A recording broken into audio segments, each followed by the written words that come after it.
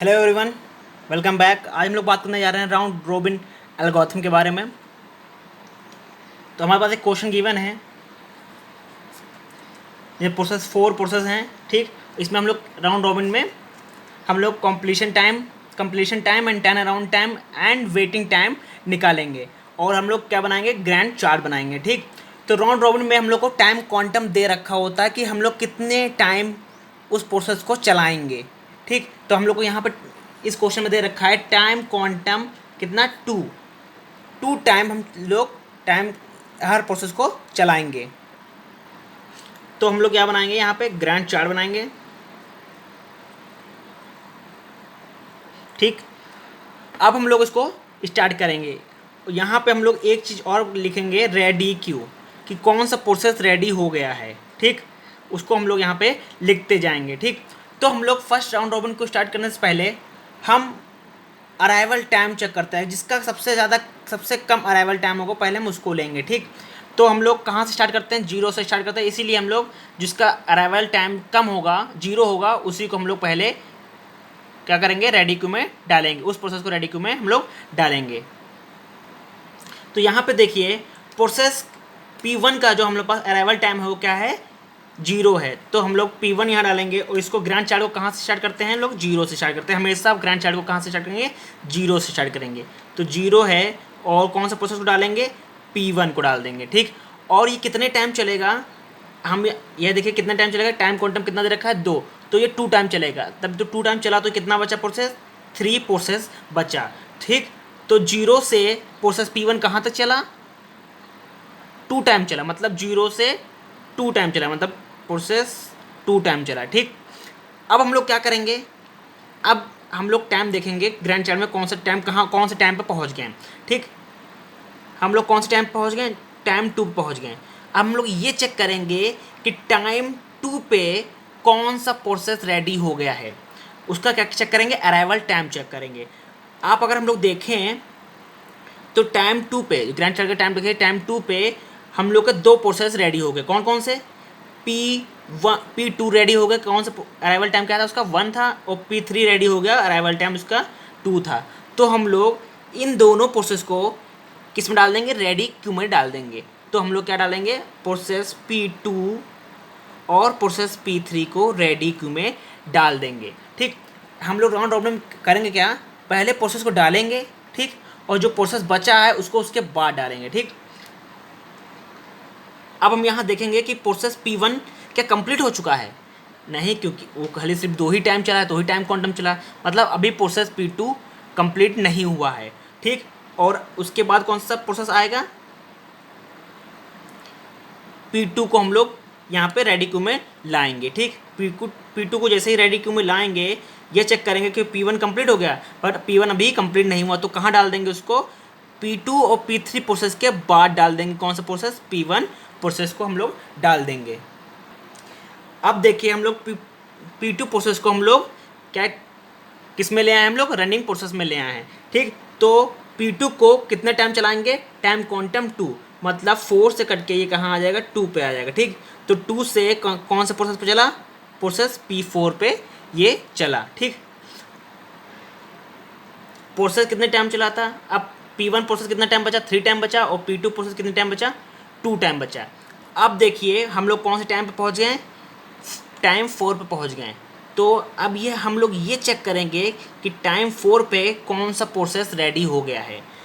हम लोग देखें, P2 और P3 ऑलरेडी हमारा रेडी क्यू में है, और P4 पे हमारा क्या है, P4 वाला भी कहीं नहीं है। तो मतलब टाइम 4 पे P4 प्रोसेस क्या हो गया, रेडी हो गया। तो हम लोग इसको यहाँ डाल देंगे, प्रोसेस P4 को डाल देंगे रेडी क्यू में। प्रोसेस P1 के बाद हम लोग P4 को डाल देंगे, ठीक। और हमारा क्या हो गया, P2 चल गया 2 टाइम क्वांटम के साथ, ठीक। अब कौन सा प्रोसेस को डाल करेंगे, P3 के प्रोसेस को हम लोग रनिंग में ले आएंगे।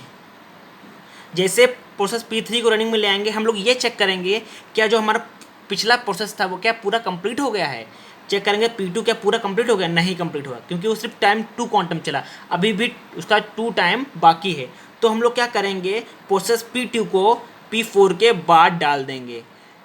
एक बात याद रखिएगा, पहले हम लोग प्रोसेस को, जो प्रोसेस रेडी क्यू में आना चाहिए उसको पहले डालेंगे, उसके बाद उसके आगे वाले प्रोसेस को हम लोग रनिंग में लाएंगे। उसके बाद ये चेक करेंगे कि पुराना प्रोसेस क्या कंप्लीट होगा, अगर वो प्रोसेस बचा हुआ है तो उसको उस प्रोसेस के बाद हम लोग रेडी क्यू में डाल देंगे। ठीक, हम लोग यहाँ देखिए प्रोसेस P3 को, ग्रैंड चार्ट को और लिख लीजिए आप लोग, रनिंग, ये क्या है, रनिंग प्रोसेस, याद रहेगा आपको। ठीक, ब्रैकेट में डाल देंगे ये रनिंग, ठीक, जो चल रहे हो। ठीक, प्रोसेस P3 को कितना चलाएंगे, टाइम टू क्वांटम चलाएंगे। तो हम लोग प्रोसेस 3 को टाइम टू क्वांटम चलाएंगे तो ये पूरा हमारा क्या होगा, कंप्लीट होगा, 0 हो गया। तो P4 से कितना चला, 2 टाइम चला, मतलब ये 6 पे पहुंच गया। ठीक, और P3 क्या हो गया, कंप्लीट हो गया। जब ये कंप्लीट हो जाएगा तो इसको क्या कर देंगे हम लोग, यहाँ पे क्रॉस कर देंगे, पता चलेगा कि हमारा ये कंप्लीट हो गया है। ठीक, और प्रोसेस P3 रेडी क्यू से निकल के कहाँ आ गया था, रनिंग प्रोसेस में आ गया था। अब देखिए हम लोग कौन से प्रोसेस पहुँच गए हैं, टाइम क्वांटम पे, टाइम पे कौन से टाइम पे पहुँच गए हैं, 6 टाइम पे हम लोग पहुँच गए हैं। अब हम लोग क्या करेंगे, ये देखेंगे कि हमारा जो अब प्रोसेस कौन सा रेडी क्यू में था, P1 पे था, तो हम लोग P1 को रनिंग प्रोसेस में ले आएंगे। रेडी क्यू से कौन से कहाँ ले आएंगे, रनिंग प्रोसेस में ले आएंगे, और उसको कितना चलाएंगे, टाइम टू क्वांटम चलाएंगे। मतलब प्रोसेस P1 को 3 से काट के अब ये 1 बचा, 2 हम लोग टाइम क्वांटम बढ़ा दिए, तो मतलब 6 से ये आ गया 8 पे आ गया। ठीक, ये रेडी क्यू से निकल के कहाँ गया था, रनिंग प्रोसेस में। ठीक, अब नेक्स्ट प्रोसेस क्या है, P4 को हम लोग रनिंग प्रोसेस में ले आएंगे। बट हम इसके पहले अब ये चेक करेंगे, इसको चलाने से पहले, 2 क्वांटम चलाने से पहले, 2 टाइम क्वांटम चलाने से पहले ये चेक करेंगे क्या P1 हमारा कंप्लीट हो गया है। यहाँ देखेंगे कि अभी भी P1 1 लाइफ साइकिल बचा हुआ है, 1 टाइम अभी बचा हुआ है। तो क्या करेंगे, P1 को हम P2 के बाद रेडी क्यू में डाल देंगे। ठीक, अब हम P4 को क्या करेंगे, टाइम टू क्वांटम चलाएंगे। बट यहाँ पे क्या है, इसका बस टाइम कितना है, 1 है, तो हम लोग इसको 1 टाइम चलाएंगे। ठीक, ये हो गया 0। तो अब क्या होगा, टाइम क्वांटम ऑलरेडी 2 दे रखा है, बट ये बस टाइम इसका क्या था, 1 ही था। तो हम लोग 8 पे 2 नहीं ऐड करेंगे, क्या ऐड करेंगे, बस टाइम ऐड करेंगे। किसका, P4 प्रोसेस का कितना था, बस टाइम 1 था, तो 8 से ये चलेगा 9 तक चलेगा सिर्फ। ठीक, अब और P4 हमारा क्या हो गया, कंप्लीट हो गया। तो यहाँ लगा देंगे हम लोग, क्रॉस लगा देंगे कि हमारा प्रोसेस P4 कंप्लीट हो गया। अब 2 प्रोसेस बचे, P1 और P2 बचे, और रेडी क्यू में कौन सा प्रोसेस है अभी, P2 प्रोसेस है। तो P2 प्रोसेस को हटाकर कहाँ, कौन सा पोजीशन पर ले आएंगे हम लोग, रनिंग प्रोसेस में ले आएंगे। तो P2 को ले आएंगे, और P2 को कितना चलाएंगे, टाइम टू क्वांटम पे। तो P2 प्रोसेस को बस टाइम कितना बचा था उसका, 2, तो इसको चलाएंगे 2 टाइम, ये हो गया 0। और ये कितना चल गया, 9 से लेकर 11 तक, 2 टाइम बढ़ा, 9 + 2 11। ठीक, और अब देखेंगे कौन सा प्रोसेस अभी बचा हुआ है, और ये हमारा P2 क्या होगा, कंप्लीट हो गया। अब बचा क्या है, P1 रेडी से काट कर कहाँ ले आएंगे हम लोग, रनिंग में ले आएंगे, और इसको कितना चलाएंगे हम लोग, 2 टाइम क्वांटम। बट हमारा जो बस टाइम इसका कितना बचा हुआ है, 1, तो हम लोग क्या चलाएंगे, 1 टाइम चलाएंगे। तो 1 से लेकर चलेगा ये 12 तक चलेगा, और ये हमारा प्रोसेस P1 भी क्या हो गया, कंप्लीट हो गया। ठीक,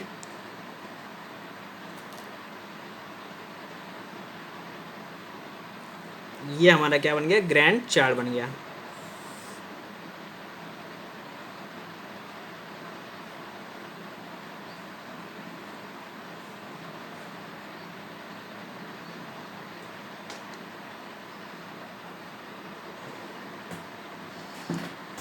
ठीक, अब हम लोग क्या निकालेंगे, इसका कंप्लीशन टाइम निकालेंगे, और टर्न अराउंड टाइम और वेटिंग टाइम निकालेंगे। कंप्लीशन टाइम का फॉर्मूला क्या होता है, CT का, मतलब CT का फॉर्मूला होता है कि कौन सा प्रोसेस कहाँ पे लास्ट टाइम ख़त्म हुआ, कि वो पूरा कंप्लीट हो गया है, तो वो हमारा क्या होता है, कंप्लीशन टाइम। मतलब लिख लेंगे ending of process, ending of process, ending या कंप्लीट लिख लीजिए। ठीक, क्या चेक करेंगे, P1 प्रोसेस कहाँ कंप्लीट हुआ है, कौन सा कंप्लीशन टाइम पे, 12 पे, तो लिख लेंगे 12। और P2 प्रोसेस काम कंप्लीट हुआ है, 11 प्रोसेस पे कंप्लीट हुआ है P2, तो 11 लिख लेंगे। और P3 कंप्लीट हुआ है कंप्लीशन टाइम 6 पे, ठीक। और P4 कंप्लीट हुआ है किस पे, 9 पे। ये हमारा क्या हो गया, कंप्लीशन टाइम निकल के आ गया, ठीक। अब बात करते हैं टर्न अराउंड टाइम की। तो टर्न अराउंड टाइम का फॉर्मूला होता है कंप्लीशन माइनस अराइवल टाइम, मतलब कंप्लीशन कितना हम लोग कंप्लीट किए हैं उससे माइनस करेंगे अराइवल टाइम को, तो हमारा निकल आएगा टर्न अराउंड टाइम निकल आएगा। तो वह निकालेंगे, क्या हुआ, कंप्लीशन कितना 12 है और अराइवल टाइम इसका 0 है, तो क्या आएगा 12 माइनस 0 12, 11 माइनस 1 10, 6 माइनस 2 4, 9 माइनस 4 कितना आएगा, ये हमारा 5 हो गया। क्या निकल आया, टर्न अराउंड टाइम निकल आया। अब बात करते हैं वेटिंग टाइम की, ठीक। हम निकालेंगे अब क्या, वेटिंग टाइम। वेटिंग टाइम का माइनस फॉर्मूला होता है turn around time minus burst time, ठीक। वेटिंग टाइम का फॉर्मूला क्या है, turn around time minus burst time. अब हम देखेंगे क्या है waiting time, turn around time minus burst time. Burst time ये नहीं लेंगे, बस्ट टाइम सबसे पहले जो क्वेश्चन में क्या था वो लेंगे। क्वेश्चन में क्या था, पहले 5 था, ये 4 था, ये 2 था, ये 1 था, ठीक। हम इस बस्ट टाइम को लेंगे, तो लिखेंगे वेटिंग टाइम में टर्न अराउंड टाइम 12 है, बस्ट टाइम क्या है 5, 12 माइनस 5 7, इसका क्या है 10 माइनस 4 6, 4 माइनस 2 2, 5 माइनस 1 क्या है 4। ये हमारा निकल आया वेटिंग टाइम। ये हमारा कंप्लीट हो गया क्वेश्चन राउंड रॉबिन का। Thank you everyone.